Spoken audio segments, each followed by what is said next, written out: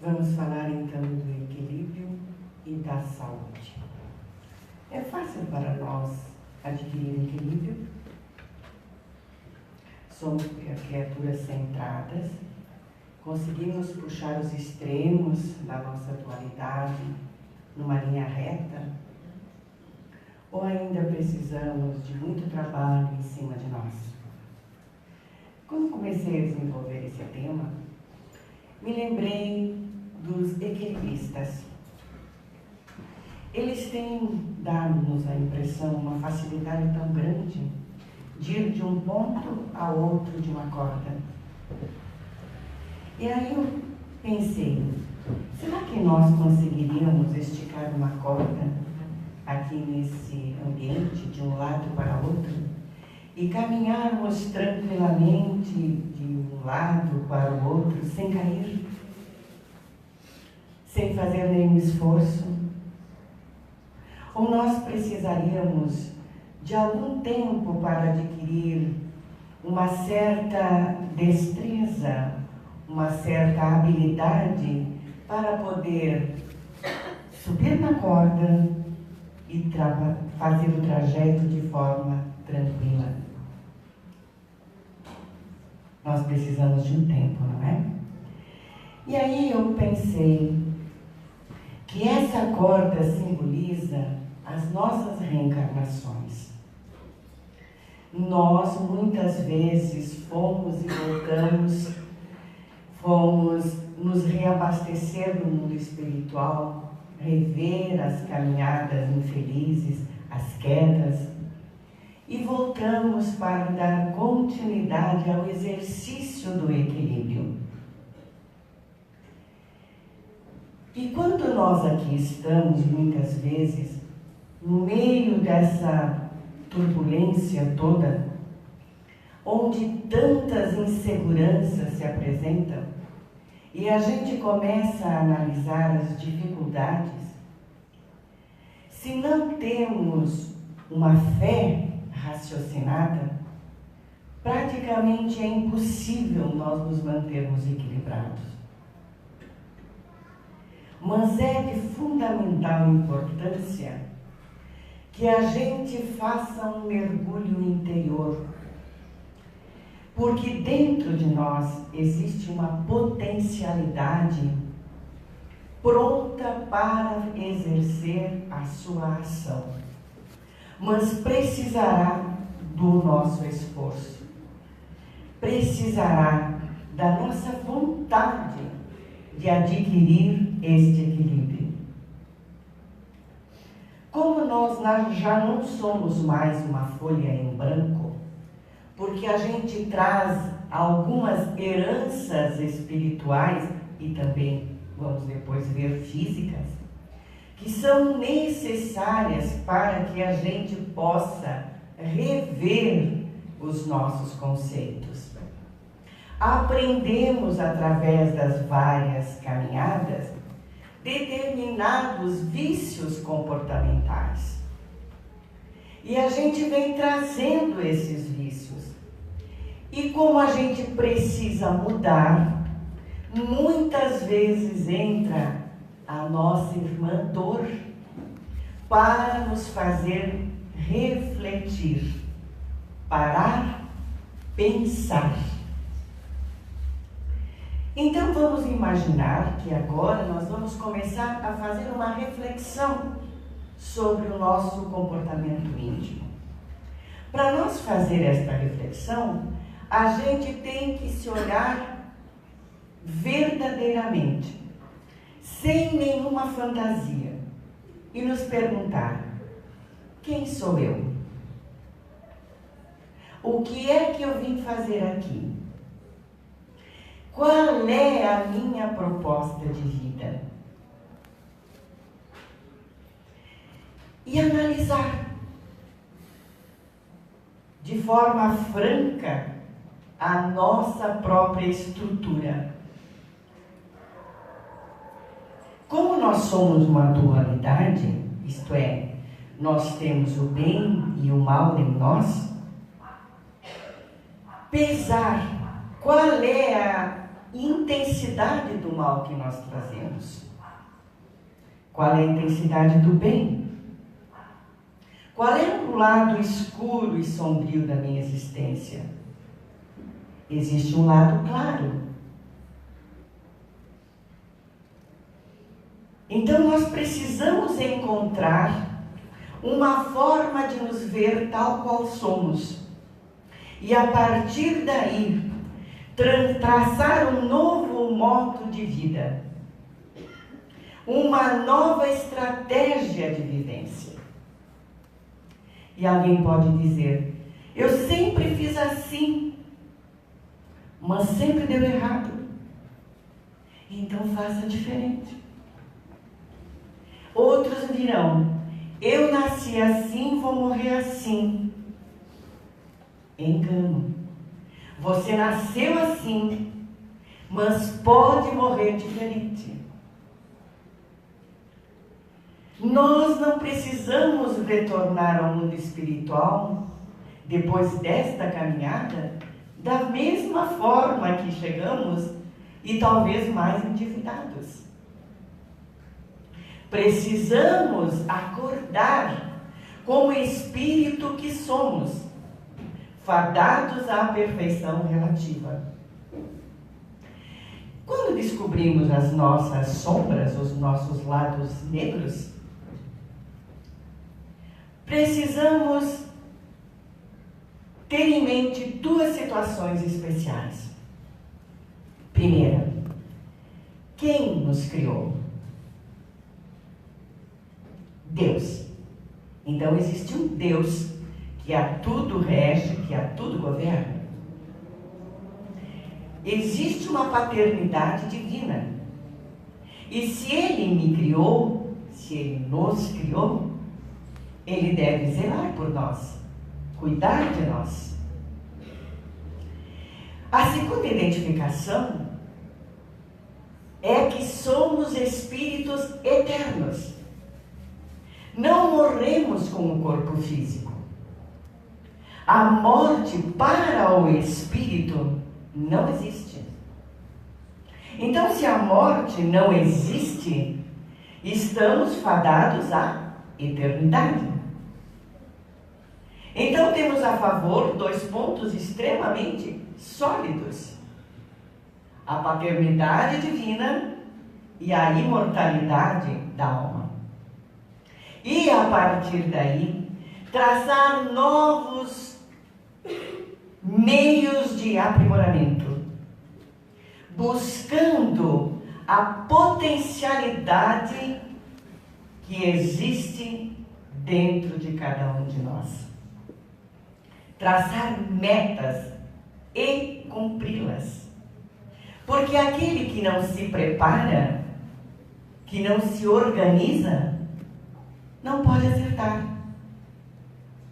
Mas aquele que procura delinear ou traçar uma meta e cumprir esta meta, acerta mais. Alguém pode também dizer, mas eu sou uma pessoa tão errada. Eu sou uma pessoa que não consigo, sou pessimista, não acredito em nada, não me valorizo. Não consigo sair desses estados depressivos, desses estados de tristeza profunda. Olha, você consegue, se tiver a vontade à sua disposição. Com essa vontade, você pode remover montanhas. Basta que você faça a sua parte. Existem pessoas que dizem que têm dificuldades de fazer exercícios. Mas elas dizem que precisam fazer, porque quando fazem o exercício diário, parece que tem uma adrenalina nova. Parece não, tem uma adrenalina nova. O dia se fica mais gostoso, mais produtivo. Mas mesmo assim, ao levantar de manhã, colocar a vestimenta de educação física, e a sair para a rua para fazer os exercícios, diz que os primeiros quilômetros ou os primeiros momentos é muito desgastante. A pessoa fica como que se questionando: o que é que eu estou fazendo aqui correndo? Mas depois de um certo tempo, depois talvez de 1 quilômetro de corrida, começa a dar um bem-estar, um entusiasmo interno, e a pessoa pega um pique e vai embora. Assim é com a nossa vontade. Se nós deixarmos, a ociosidade, a preguiça tomam conta de nós. Aí a gente tem que despertar o leão ou o dragão que a gente tem lá dentro de nós. E fazer o quê? Fazer tudo o que a gente pode para poder sair da inércia. Porque a acomodação é como aquela ferramenta que você colocou lá no cantinho e não vai usar. A ferrugem vai comer. Nós somos assim também. Então, fazer com que esta vontade venha à tona. Buscar meios esclarecedores para mudar a nossa problemática interna com lucidez. Quando nós resolvemos mudar, muita coisa muda junto. Eu lembro que muitas das criaturas que vêm estudar na casa espírita, elas chegam na casa espírita às vezes trazendo esta gama de situações que nós frisamos há pouco. A má vontade, a preguiça, mas ao mesmo tempo são atrazidas pelos processos que as envolvem a buscar novos conceitos de vida. Então, quando chegam aqui, a gente orienta para que elas façam um estudo da doutrina. Tempos depois, quando nós conversamos com essas pessoas, elas são totalmente diferentes. Dá-nos a sensação que mudaram totalmente, inclusive o próprio semblante. E elas nos dizem: eu era uma pessoa antes de conhecer a doutrina. Hoje, eu não consigo mais parar de ser feliz, de ter motivo para viver, de ter um medo, um mau modo de chegar na casa espírita e ser útil, fazer também eu a minha parte. E isso é a pura verdade. Quando nós colocamos as nossas mãos para ajudar, para sermos multiplicadores dessa doutrina libertadora, nós percebemos o quanto temos a fazer em nós, mas também a ser uma ferramenta de construção na sociedade em que nós estamos. É tão bom levantar de manhã e sentir que amanhã nos trouxe um ânimo novo. É tão bom saber que temos um lugar onde a gente pode confiar, que a gente pode ser diferente. E a casa espírita é como se ela fosse um reduto de amor que orienta e esclarece. E o que é mais gratificante, que muitas vezes pessoas que chegaram à casa espírita com ideias de suicídio, de autoflagelação, encontram aqui o estímulo necessário para poder se soerguer, para poder manter a conduta da tranquilidade, aceitando a vida e tudo que ela oferece, e sendo produtivo. O que é mais importante, há uma produtividade individual de cada um de nós, Há uma produtividade na família. Há uma produtividade melhor na sociedade. Aonde nós nos tornamos criaturas que participam do contexto, fazendo o nosso melhor, dando o nosso melhor. Então, quando a gente olha para trás, depois de muitas caminhadas, a gente diz para nós mesmos: somos vencedores. Vencemos a nossa inferioridade. Vencemos as nossas sombras, os nossos medos.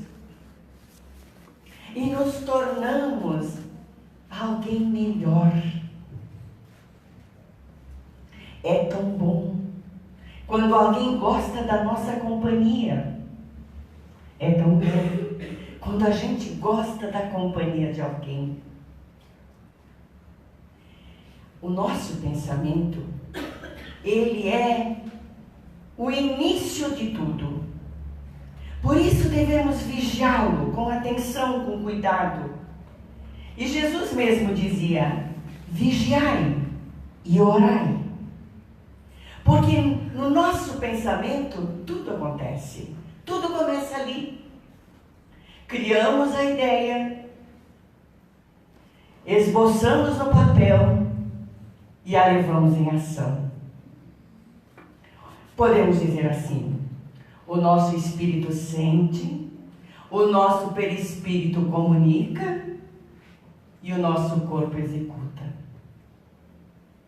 Então tudo começa na área mental.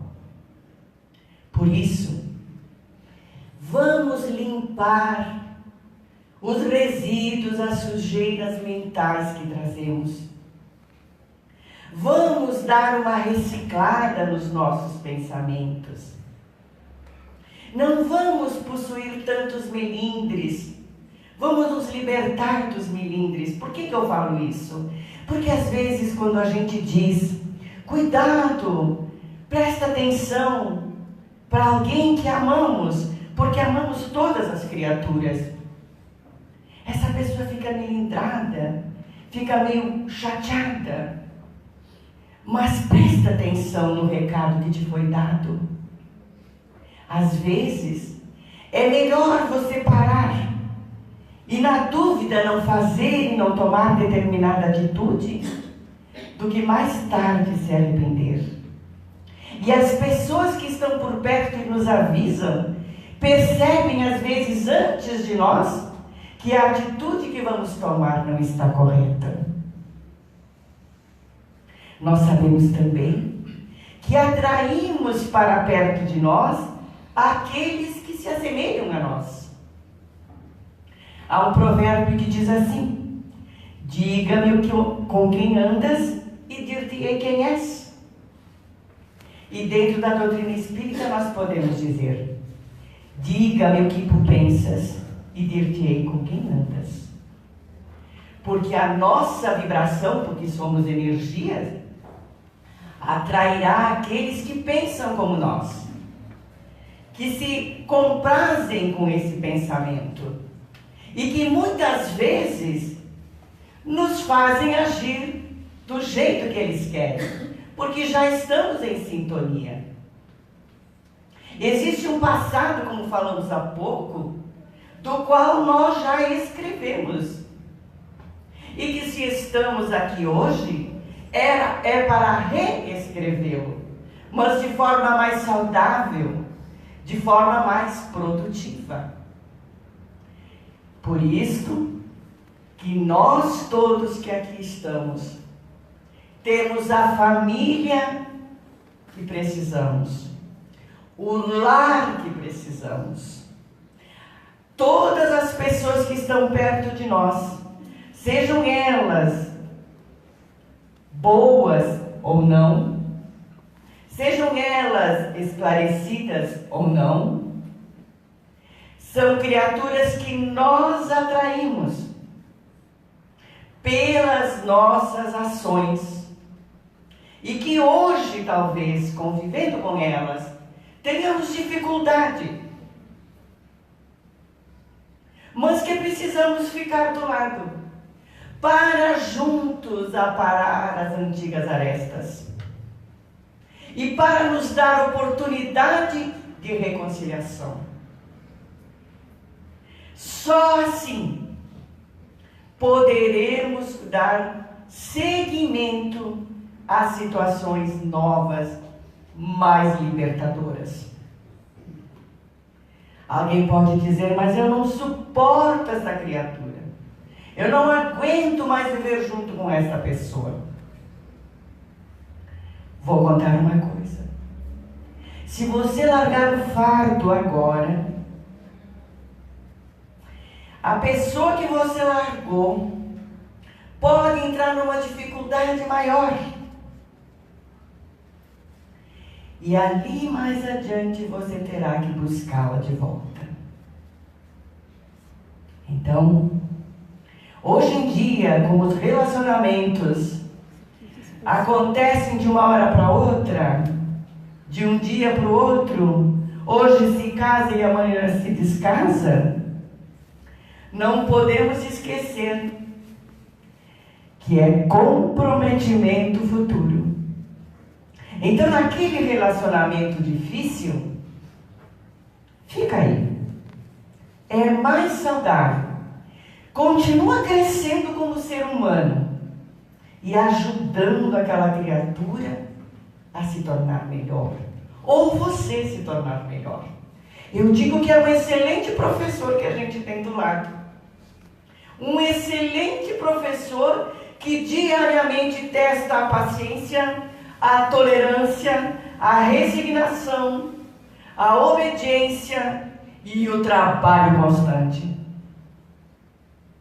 Mas se eu tenho que fazer, que realizar essa meta, é melhor eu fazer agora, mas fazer bem feito. Para não fazer que nem a historinha contada por um dos nossos benfeitores. Que uma mulher já estava numa certa idade e o marido problemático a vida inteira. Mas ela, vindo à casa espírita, sabia que tinha que cuidar dele. Cuidou até ele desencarnar. Aí ela disse, fiz a minha parte. Mas tempo depois ela desencarna também. Aí ela chega no mundo espiritual. Aí lá no mundo espiritual, ela disse para o benfeitor, ele conversando com ela, disse que ela tinha que voltar para o mundo físico. Assim, eu volto, mas não com meu marido, antigo marido. Eu quero voltar, mas eu já fiz tudo que eu podia. Ele disse, você fez tudo que podia. Você amou seu marido? Não. Então você o tolerou. Então agora você tem que voltar para amar.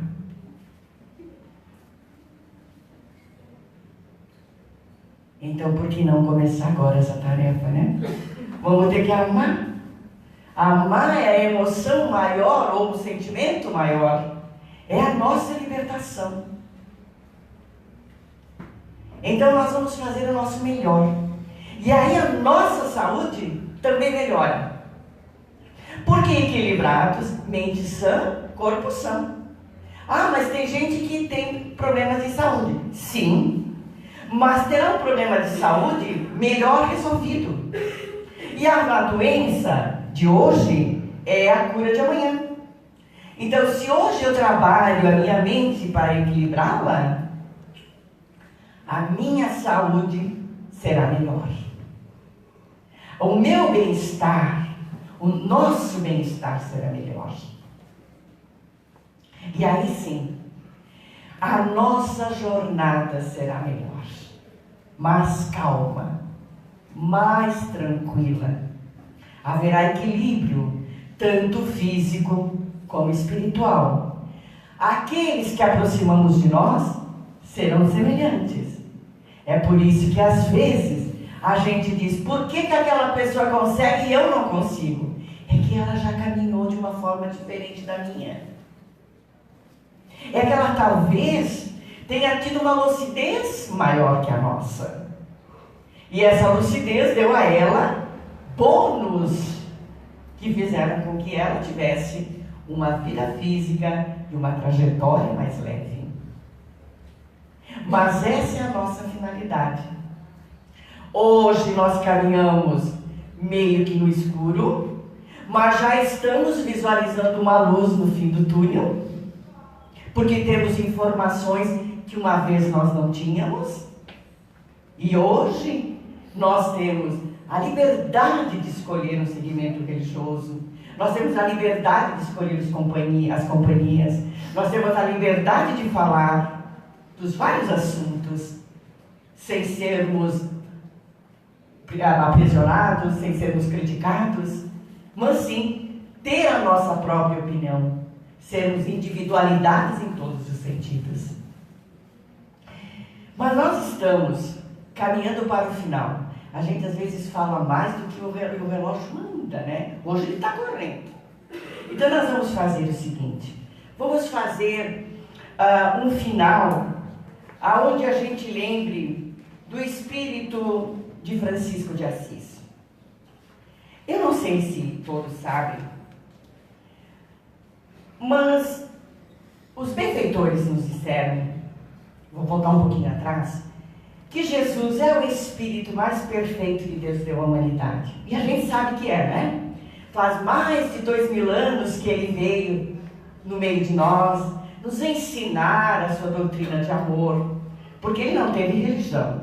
A religião de Jesus foi o amor. E ele tinha os seus apóstolos que o amavam, e nós conhecemos as historinhas de alguns deles.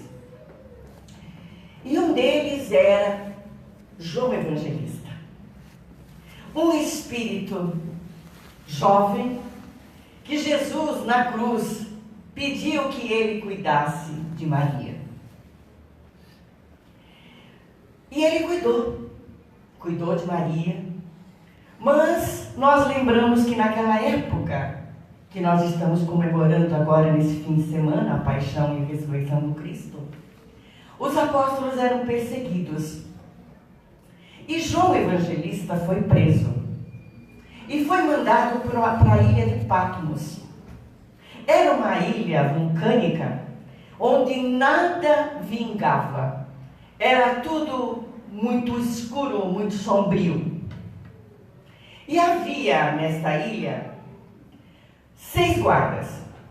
De 6 em 6 meses eles eram trocados. Quando eles saíam de Roma para ir à ilha de Patmos, eles saíam de Roma chorando, desesperados, porque lá não havia nada, a não ser João e aquela aridez toda.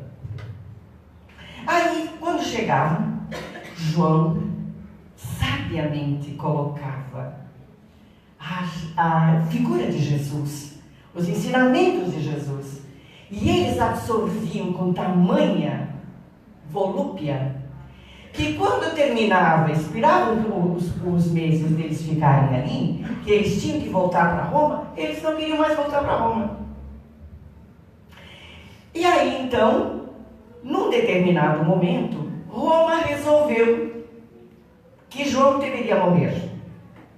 Mandou buscar João. E os guardas simularam um naufrágio. E pediram que João, já velhinho, trocasse de nome e fosse morar numa das igrejas que os apóstolos haviam fundado. E lá João ficou pregando com o nome de Francisco, Pai Francisco. E desencarna numa noite falando de Jesus. E reencarna mais tarde para reerguer o cristianismo como Francisco de Assis, fazendo a puxada que falamos dos extremos para o equilíbrio. E João nos deixou uma prece, a oração de Francisco, que nós vamos ler na tarde de hoje. E lembrar que o Cristo, esse Jesus que amamos e estamos conhecendo, está conosco desde o início da nossa jornada e governa os nossos destinos. E João é um dos seus braços direitos, vamos dizer assim. Então eu convido a todos para cerrarem os olhos